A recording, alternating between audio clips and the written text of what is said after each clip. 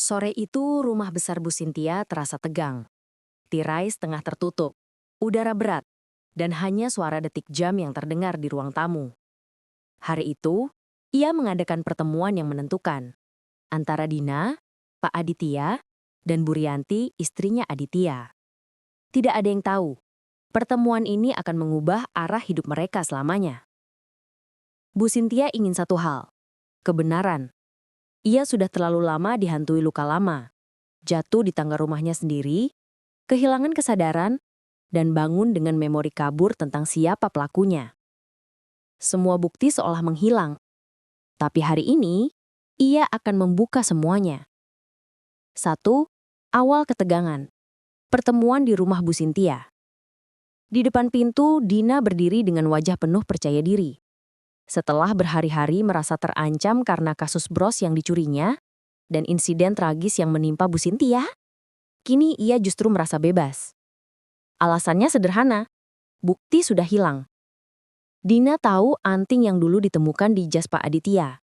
Bukti yang bisa menghubungkannya dengan kasus itu telah dibuang oleh Bu Rianti sendiri. Ia bahkan menyaksikan momen itu diam-diam. Sejak saat itu, ia merasa dunia kembali berpihak padanya.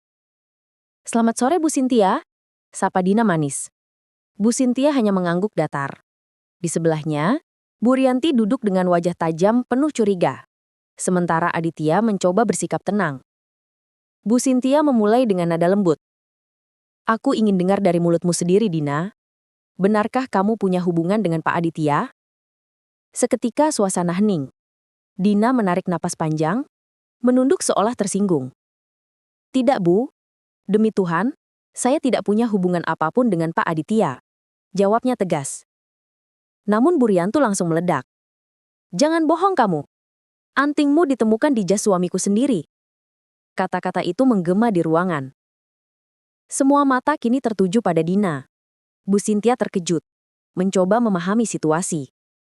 "Antingmu, Dina?" Wajah Dina berubah, tapi hanya sesaat. Lalu ia mulai memainkan perannya dengan sempurna. Korban palsu. 2. Permainan dimulai. Dina putar balik fakta.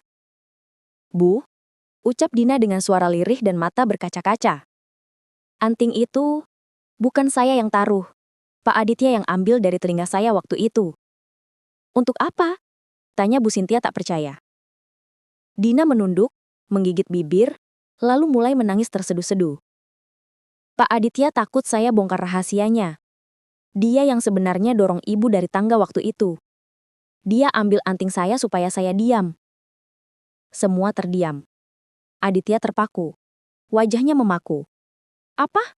serunya spontan. "Itu bohong besar, Dina." Tapi Dina terus melanjutkan. Suaranya gemetar, namun setiap kata terukur tajam.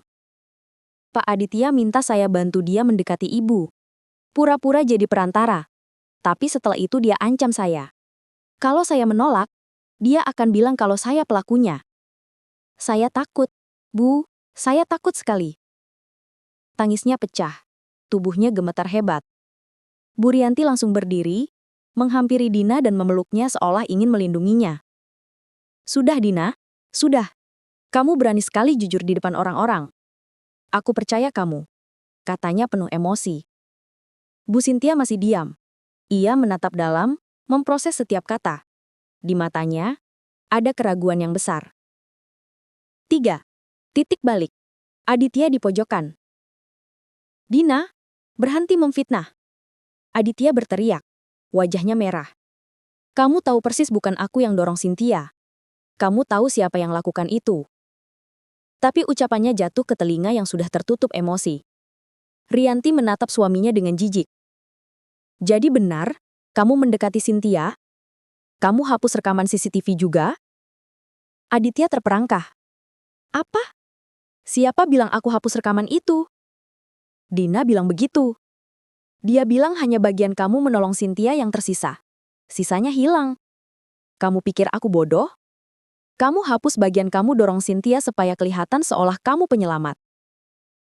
Aditya nyaris tak bisa bernapas mendengar tuduhan itu. Ia mencoba menjelaskan, tapi semua logika kini tak berguna. Rianti sudah terbakar. Api cemburu. Sementara Bu Sintia semakin dalam tenggelam di kebingungan. Dina menunduk, menyeka air matanya dengan elegan. Dalam hatinya, ia tersenyum puas. Skenarionya berjalan sempurna. 4. Permainan licik. Kebohongan yang terencana. Bu Sintia akhirnya memutuskan untuk menunda penilaian. Ia tidak mau terbawa emosi seperti Rianti. Tapi satu hal yang ia tahu, cerita Dina penuh celah. Ia masih ingat jelas malam kejadian. Langkah kaki yang menghampirinya sebelum ia jatuh dari tangga. Itu bukan langkah pria. Langkah itu ringan, cepat, dan suaranya seperti sepatu hak kecil. Ia juga masih ingat siluet rambut panjang yang sempat terlihat sebelum gelap.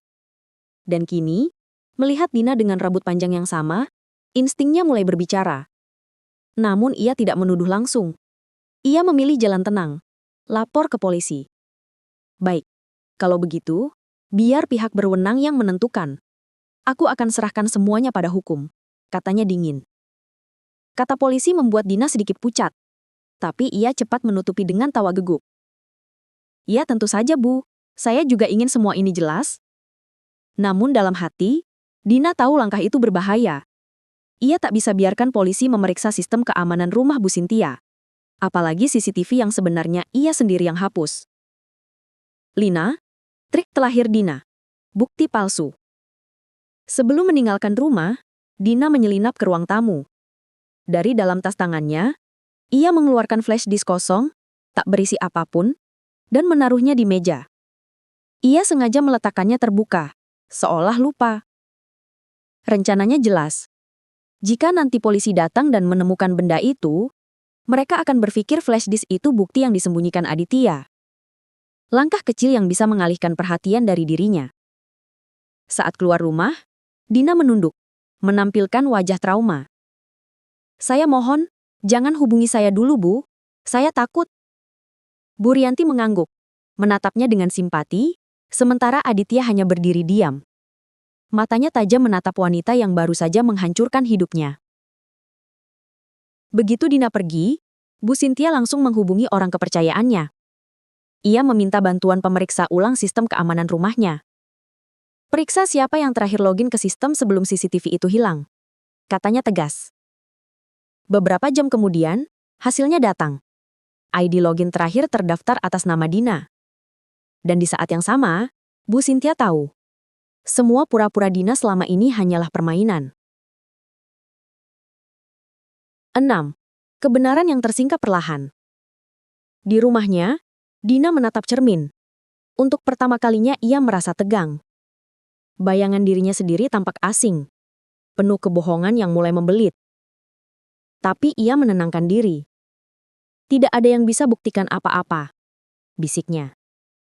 Namun ia tidak tahu. Di rumah Bu Sintia, segala sesuatunya mulai berubah. Bu Sintia mengumpulkan semua potongan cerita. Dari Dikta, orang kepercayaannya di kafe yang dulu juga mencurigai Dina sebagai pelaku pencurian bros, hingga saksi-saksi yang melihat Dina meninggalkan rumahnya malam kejadian. Semua mulai terhubung. Sementara itu, Aditya duduk di ruang kerjanya, menatap layar laptop yang kini kosong. Ia menyesal. Bukan hanya karena kehilangan kepercayaan istrinya, tapi karena pernah mempercayai wanita seperti Dina. Ia tahu jika ia tidak segera bertindak, nama baiknya akan hancur total. 7. Ledakan emosi.